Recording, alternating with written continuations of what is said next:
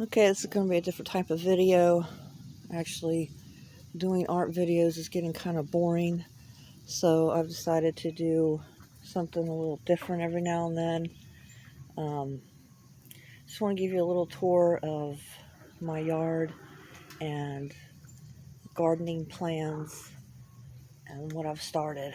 I have a very small budget to actually do this garden slash habitat for insects and birds and butterflies and bees and that kind of thing. But we start off here. This is out my back door, my back deck. This is a shallow bowl with some rocks in it and some water. You don't want to put too much water in it, but it's shallow and it has the rocks in there for bees and butterflies and that kind of thing to have something to perch on and get some water without drowning. So that was pretty easy to make. I already had everything here, actually, in my arts and crafts supplies. The pebbles and the stones and the little bowl there. And this is my indoor house plant. I do take it in the wintertime. It's a spider plant. I've had it for about 8 years.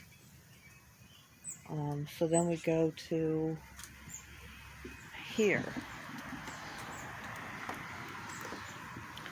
This is, I usually try to pull out the trees that are starting to grow close to my house because you don't want the roots getting into your house and tearing up your foundation. But I pulled this out of the yard. It was close to the house. And it was an avocado seed.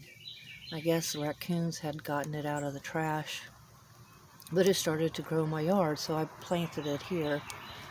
And it's surviving a little bit, and it's got some new growth coming out on the top. And we got this guy, a stray cat that hangs around the house. So I forget what I planted in here, but it's starting to grow too. I need to put something in that, clean it up, and put something in it. What I'm trying to do is create more pollination for bees and birds. This knockout rose has been here since I moved in. It has a lot of bees that, it has a lot of bees that visit, so that's a good start. These irises were here when I moved in. They've already bloomed for this year. I'm not sure what these are. Anybody know what those are? Like I said, I'm just starting out on this journey. My daughter picked this out. I'm not sure what it is. It does have little pink flowers on it. He is so nosy today. It does have little pink flowers. I can't remember what it is, but she picked it out and we planted it here. This spot usually gets a lot of sun. I picked this buddleia out, this butterfly bush, and I've seen some bees on it, so that's good. I need to get more dirt in my section here and some more mulch. It seems like I have to mulch every year. Weird. But that's doing really well. That's gotten like twice as big in the last couple of weeks. This is some Rudbeckia, I can't say it. But it's black eye Susan, and it blooms later in the summer, early fall. And this is another iris that's already bloomed this year. Some more irises in a pot. Again, already bloomed this year. Maybe this is why I need to mulch all the time. Cat's digging it up. Of course, all of that is good for bees. And we'll go back to this. This is good for butterflies. Of course, that's why it's called butterfly bush. Okay. So good for bees and butterflies. And this is my little peony. It's not doing so great this year. I'm not sure what's going on. If you got any suggestions on what this is and how to fix it? But it's really beautiful when it looks good. Some more irises that have already bloomed. I did plant all of these irises when I moved in. My neighbor gave me a bunch that they were thinning out, But these are really taking off. And some more Rudbeckia, Black Eye Susans, some more irises in a pot, and there's Hobbs. And over here, we got some sunflowers started in the little small one there. That's a biodegradable pot. Some sunflowers started there. I hope we didn't start them too soon. I used to have some Russian sage here, but it was overgrowing the steps, and it had so many bees, and visitors were afraid to go up the front stairs because there were so many bees. Okay. It's raining again. Over here on this side, there's some more irises. More black-eyed Susans. I don't know what happened to this iris. It's not doing so great this year. I might have to dig it up. And some ground cover. Some sort, I can't remember what it is. I've been trying to find myself some bee balm and milkweed, and I can't seem to find it in my area anywhere. I'm going to have to get online and order it. But I did find this coneflower. And this is to help support the rusty patched bumblebee. And the rusty patched bumblebee has been endangered since 2017. So I got this to try to help out with that. Of course, it's going to help with other bees and butterflies. I need to find some more. It's just hard when you got a small budget to get everything you want all at once. And then I found this lily, which is starting to defoliage, if that's the right word. But this I got for hummingbirds. I did have a hummingbird feeder that I put sugar water in, but I've discovered that that's really not a good thing to do.